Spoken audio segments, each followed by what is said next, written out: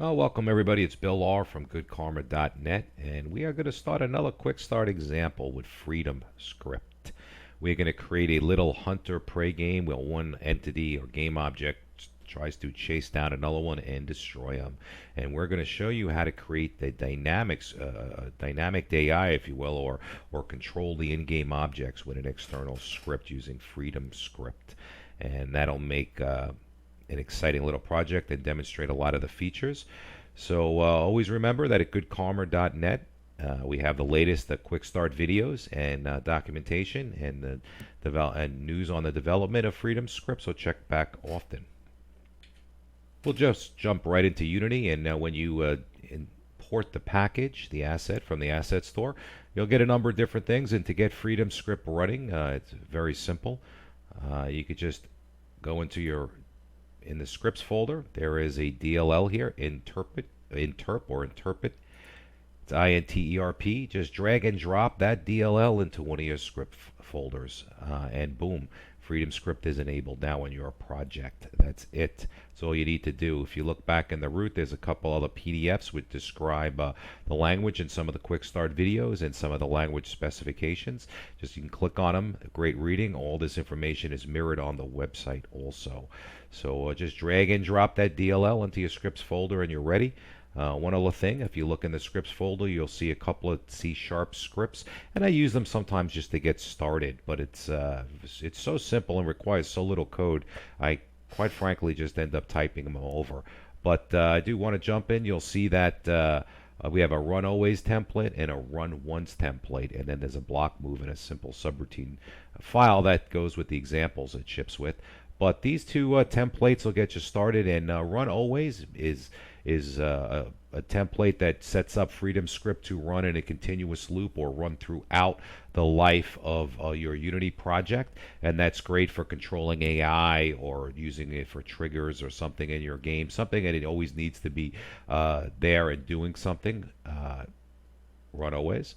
And the run once template is set up in the awake function, and basically that's great for modders or to have a script that controls the setup of a level. Basically where I just want to kind of load the script, fire it off, do what it says, and then I'm done with the script. I may be reloading another script. So I just put those two little templates on. In this project we're going to use our run always template. So I'll just jump to Visual Studio and we'll take a look at what that looks like. As you can see, we have run always template up here, and this is the code that'll come, and it's just a skeleton code, but it's kind of great for setting up.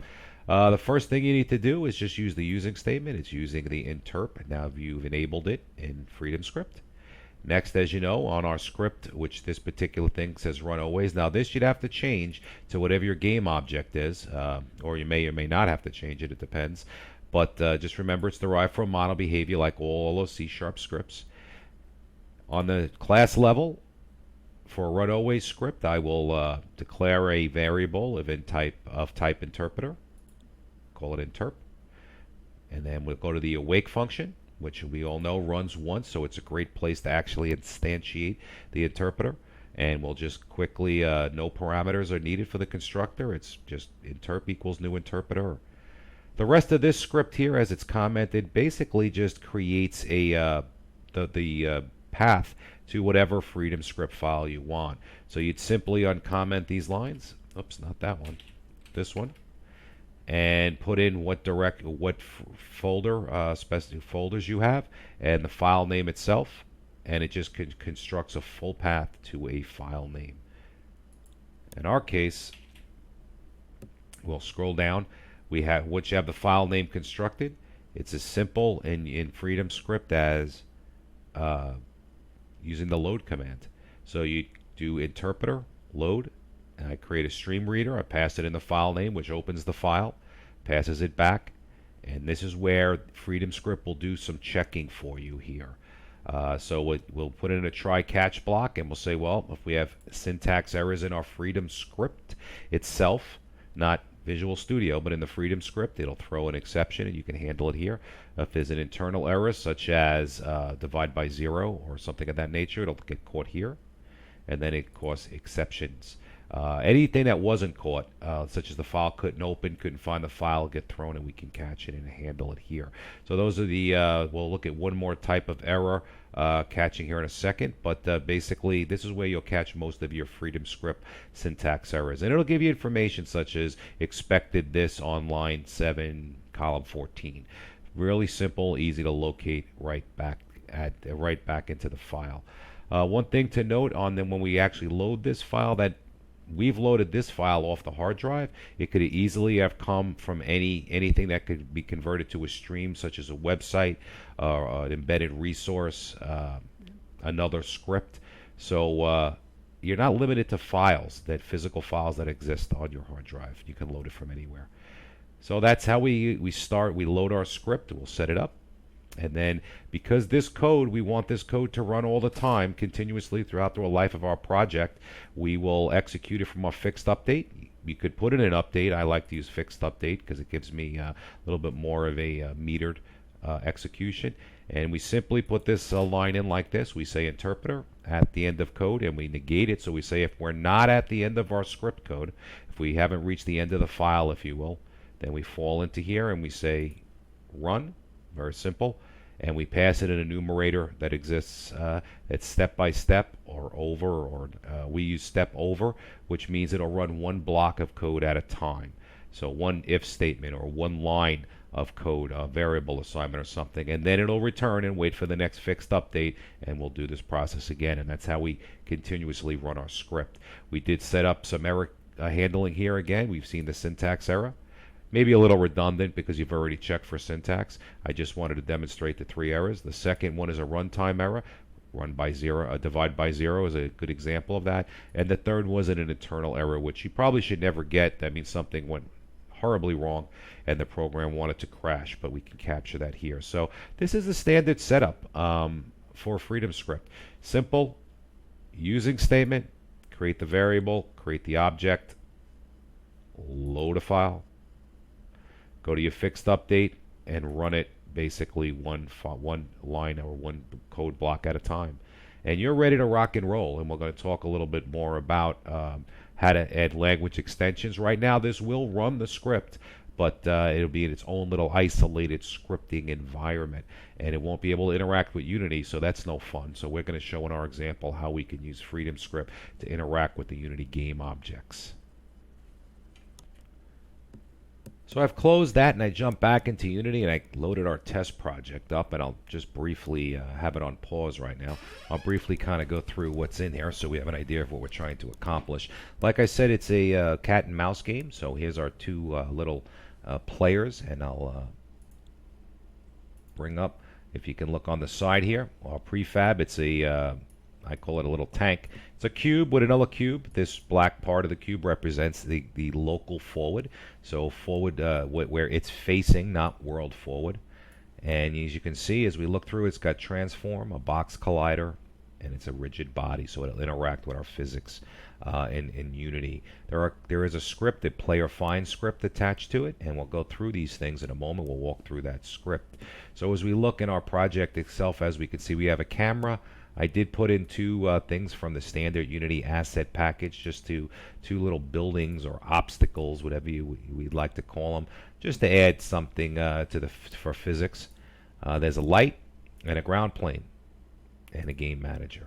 As you'll see, we're going to run the game, and I'll zoom in onto the scene here. They're facing this way. We'll unpause it, and we'll see it start to interact with the world. You can see it's turning. And we even added a little bit of an explosion. We're shooting. So it's turning and moving around and firing, and when it hits something, we trigger an explosion. As you can see, we have projectiles of bullets that'll fire and then do disappear, and explosions that get instantiated also and that do disappear. And we just saw that again.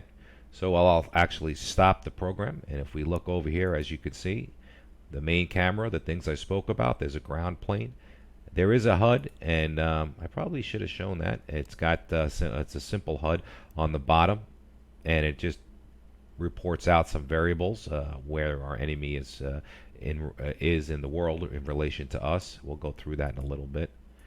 And then there's a game manager, and the game manager we'll talk about. It's a very simple object. I needed it to instantiate the other object, so we can have 50 tanks, 100 tanks, 2 tanks, and that's controlled here in the game manager object. In our game, I've only created 2, but you could simply create a loop and put as many as you want, all loading or running its individual little scripting Freedom script environment with its own individual Freedom script and interacting with Unity. And we'll just use that game manager almost as a static object in our scene.